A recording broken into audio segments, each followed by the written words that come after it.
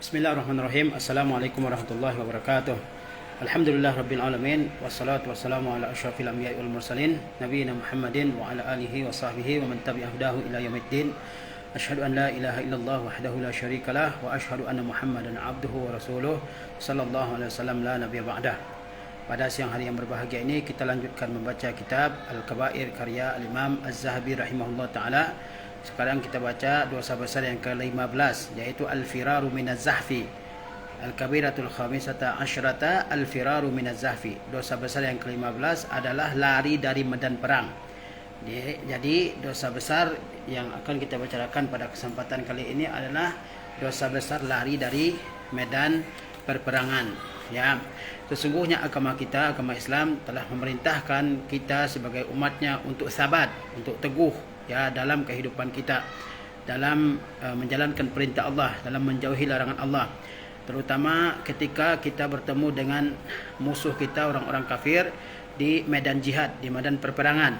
Maka kita harus sabat, harus teguh dengan perjuangan kita, tidak mundur sama sekali dalam perjuangan tersebut. Allah SWT berfirman, ya ayyuhallazina amanu iza laqitum fi'atan fasbutu wazkurullaha katsira la'allakum tuflihun.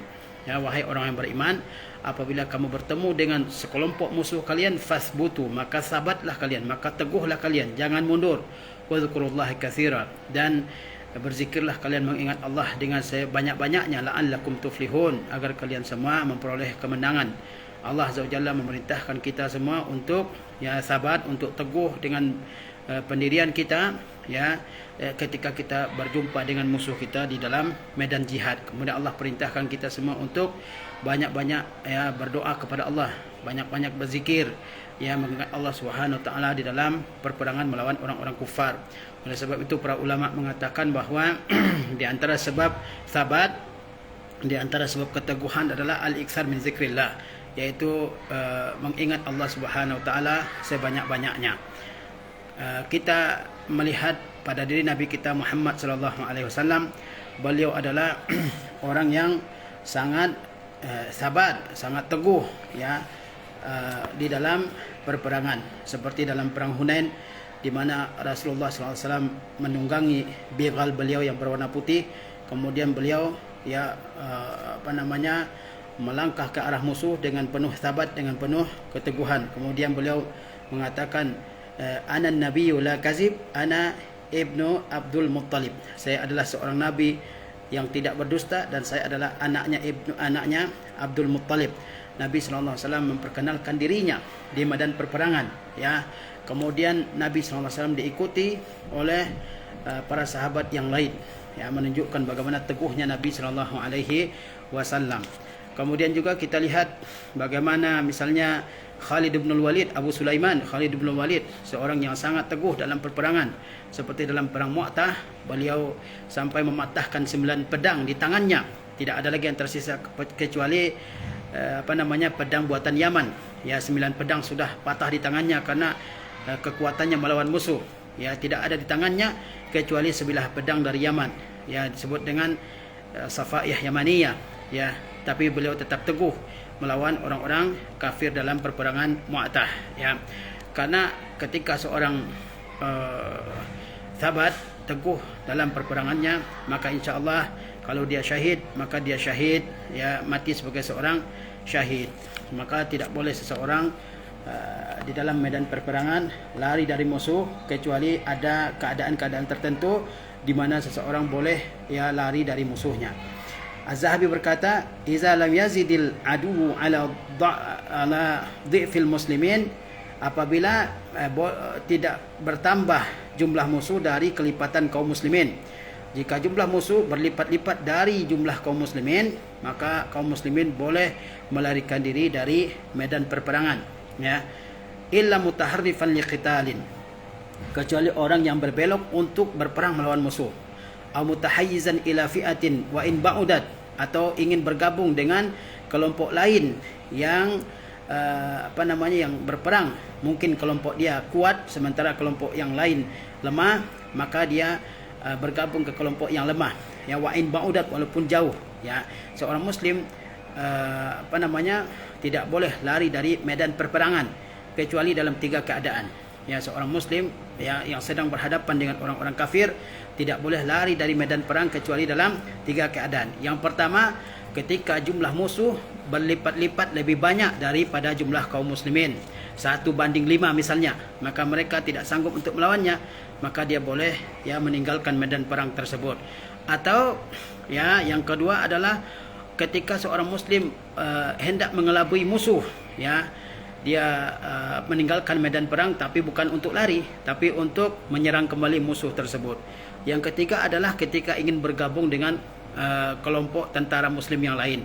Dalam 3 keadaan tersebut boleh yang meninggalkan perang. Ketika jumlah musuh lebih banyak daripada jumlah kaum muslimin yang berperang, atau untuk mengelabui musuh, dia kira lari pasukan kaum muslimin padahal ingin menyerang mereka dari tempat yang lain, misalnya dari tempat yang sempit, dari celah-celah yang sempit misalkan, atau ketika ingin bergabung dengan tentara muslim yang lain. Hanya 3 keadaan itu seorang muslim boleh meninggalkan medan perang, ya. Jadi Az-Zahabi mengatakan, qala Allah Ta'ala berfirman, wa may yuwallihim yawma idzin duburahu, barang siapa yang memalingkan punggungnya di medan perang ya dari mereka, dari musuh, ya, illa mutaharrifan liqitalin, kecuali orang yang berbelok untuk menyerang, atau mutahayyizan ila fi'ah, atau bergabung atau ingin bergabung dengan kelompok tentara yang lain, faqad ba'a bighadabin minallah, maka sesungguhnya dia telah kembali dengan kemurkaan dari Allah. Wa ma'wahu jahannam wa bi'sal masir, dan tempat kembalinya adalah jahannam, dan itulah seburuk-buruk tempat kembali. Ya, tidak boleh meninggalkan medan perperangan kecuali ya ingin bergabung dengan kelompok yang lain, ya, atau ingin berbelok untuk menyerang musuh dari tempat yang lain, ya. Ada dalam keadaan itu saja seorang muslim, ya tadi juga, yaitu ketika jumlah musuh berlipat-lipat dari jumlah kaum muslimin. Nah, di saat itu seorang muslim dibolehkan ya meninggalkan medan perang. Kalau dia tidak ada keadaan yang 3 itu, lalu dia melarikan diri dari medan perperangan, maka dia kembali dengan kemurkaan dari Allah, dan tempat kembalinya adalah jahanam, dan itulah seburuk-buruk tempat kembali. Kalau seseorang tidak memiliki alasan yang syar'i untuk meninggalkan medan perperangan, ya, jumlah musuh seimbang dengan jumlah kaum muslimin, ya, dia lari bukan untuk bergabung dengan pihak lain dari tentara kaum muslimin, dia lari bukan untuk menyerang musuh, tapi lari karena takut, ya, lari karena pengecut, maka dia kembali dengan kemarahan dari Allah Subhanahu wa taala, dan tempat kembalinya adalah jahanam. Bukan berarti dia murtad dan kafir dari agama Islam, tapi dia di bawah ancaman Allah Subhanahu wa taala, ya. Wa bi'sal masir, dan itulah seburuk-buruk tempat kembali. Wa an Abi Hurairah radhiyallahu anhu qala, dari Abu Hurairah radhiyallahu anhu ia berkata, qala Rasulullah sallallahu alaihi wasallam, Rasulullah sallallahu bersabda, ijtanibus sab'al mubiqat, jauhilah oleh kalian 7 dosa yang membinasakan. Jauhilah oleh kalian 7 dosa yang membinasakan. Al-mubiqat artinya al-muhlikat, yaitu membinasakan, ya. Bukan berarti dosa yang membinasakan hanya 7, tapi maksudnya 7 dosa ini adalah dosa-dosa besar yang akan membinasakan, akan memasukkan seseorang ke dalam neraka. Qalu wa ma hunna ya Rasulullah, apa 7 dosa tersebut wahai Rasulullah? Sahabat bertanya, dosa yang akan membinasakan tersebut apa wahai Rasulullah? 7 dosa yang akan membinasakan tersebut apa wahai Rasulullah? Qala, beliau bersabda, asyirku billah, yang pertama menyekutukan Allah dalam ibadah, ya. Asyirku billah, menyekutukan Allah dalam ibadah, yakni mempersembahkan suatu ibadah kepada Tuhan-Tuhan lain selain Allah Azza wa Jalla. Itu namanya asyirku billah. Ini adalah dosa yang tidak diampuni oleh Allah Azza wa Jalla. Kemudian wasihru, membuat sihir, ya, membuat sihir. Wa qatlun nafsil lati haramallahu illa bil haq. Kemudian juga membunuh jiwa yang Allah haramkan kecuali dengan alasan yang benar, ya. Ini dosa besar yang selanjutnya. Pertama menyekutukan Allah, yang kedua berbuat sihir, sihir untuk membunuh orang, sihir untuk mencerai-beraikan rumah tangga seseorang, sihir untuk ya membuat seorang perempuan tertarik dengan seseorang laki-laki, ya, dan sebagainya. Kemudian juga membunuh jiwa yang Allah haramkan kecuali dengan alasan yang hak. Seseorang boleh dibunuh ya oleh penguasa dalam 3 keadaan. Yang pertama, kalau dia membunuh orang lain, maka yang membunuh juga dibunuh, namanya hukum qisas. Yang kedua, ketika dia murtad dari agama Islam, ya, ketika seseorang murtad dari agama Islam, dia mengganti agamanya dengan agama selain Islam, maka dia dibunuh. Yang ketiga adalah seorang yang sudah menikah kemudian dia melakukan perzinaan, maka hukumnya adalah dirajam. Di luar 3 keadaan tersebut tidak boleh seseorang dibunuh. Kemudian dosa besar yang selanjutnya apa? Wa aklu riba, makan riba. Makan riba itu dosa besar. Seseorang meminjamkan hartanya kepada orang lain, kemudian dikembalikan, dia mensyaratkan untuk dikembalikan dalam jumlah yang lebih banyak, ya, maka tambahan tersebut adalah riba. Atau ada keterlambatan hutang, kemudian ketika membayar harus dibayar hutangnya dan dendanya, itu juga riba. Ketika seseorang menggadaikan barangnya ke orang lain, kemudian jaminannya ada motor, ada mobil, ada seterusnya, kemudian motor dan mobil tersebut dipakai oleh yang memberikan pinjaman, maka itu riba juga. Dan berbagai bentuk riba yang lain. Wa aklu malil yatim. Dosa besar yang selanjutnya adalah makan harta anak yatim. Seseorang yang dipercayai untuk mengurusi anak yatim, baik anak yatim yang merupakan kerabatnya ataupun anak yatim yang jauh dari dirinya, ya, dia mengurusi anak yatim tersebut lalu dia makan harta anak yatim itu bukan dengan cara yang ma'ruf, maka dia telah melakukan dosa besar, memakan dosa anak yatim. Kemudian wat tawalli yaumuz zahfi, dan dosa besar selanjutnya adalah lari dari medan perperangan. Wa qazful muhsanatil ghafilatil mu'minat, dan yang terakhir dari 7 dosa besar yang disebutkan Rasulullah adalah menuduh wanita-wanita al-muhsanat, yaitu wanita-wanita yang menjaga kehormatannya, al-ghafilat, jauh dari perbuatan perzinaan, al-mu'minat, lagi beriman. Menuduh zina wanita yang menjaga kehormatan, wanita yang jauh dari perzinaan, lagi beriman kepada Allah Subhanahu wa taala.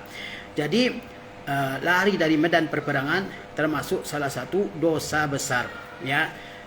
Bahkan termasuk satu dari 7 dosa besar yang Rasulullah SAW mengingatkan untuk dijauhi. Kata Rasulullah SAW, jauhilah oleh kalian 7 dosa besar. Apa itu? Menyekutukan Allah, melakukan sihir, membunuh jiwa yang Allah haramkan membunuhnya kecuali dengan alasan yang hak, makan riba, makan harta anak yatim, lari dari medan perperangan, dan menuduh wanita yang menjaga diri jauh dari perzinaan dan beriman melakukan perzinaan. Wa an Ibnu Abbas radhiyallahu anhu qala, dari Ibnu Abbas radhiyallahu anhu ia berkata, lamma nazalat, ketika turun ayat iyyakum minkum isyruna sabirun yaghlibu mi'atain. Ketika turun ayat surah Al-Anfal ayat 65, jika di antara kalian ada 20 orang tentara yang bersabar, mereka dapat mengalahkan 200 tentara orang kafir. 20 bisa mengalahkan 200 tentara kafir. Fakataballahu alaihim alla yafirru ishruna min mi'atain. Maka dalam ayat ini kata Ibnu Abbas, Allah wajibkan 20 orang tidak boleh lari ketika berhadapan dengan 200 orang tentara. Ketika 20 orang pasukan kaum muslimin menghadapi 200 orang tentara kafir, maka 20 orang muslim tersebut tidak boleh lari. Summa nazalat, kemudian turun ayat berikutnya, al-ana khaffafallahu ankum.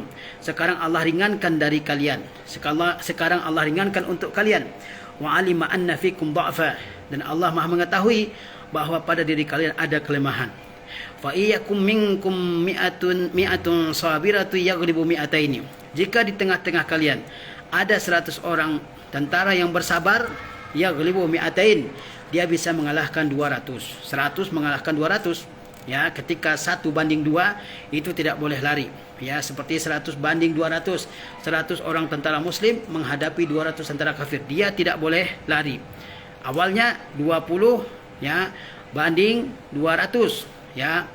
Kalau ada 20 pasukan Islam menghadapi 200 pasukan kafir, tidak boleh yang 20 ini lari. Kemudian Allah berikan keringanan. Ya, misalnya ada 100 tentara muslim, maka musuhnya ada 200, maka dia tidak boleh lari dari musuh, ya. Wa iyyakum minkum alfu yaghlibu alfain. Jika ada 1000 tentara muslim yang bersabar menghadapi musuh, yaghlibu alfain, dia bisa mengalahkan atau mereka bisa mengalahkan 2000 biiznillah, dengan izin Allah.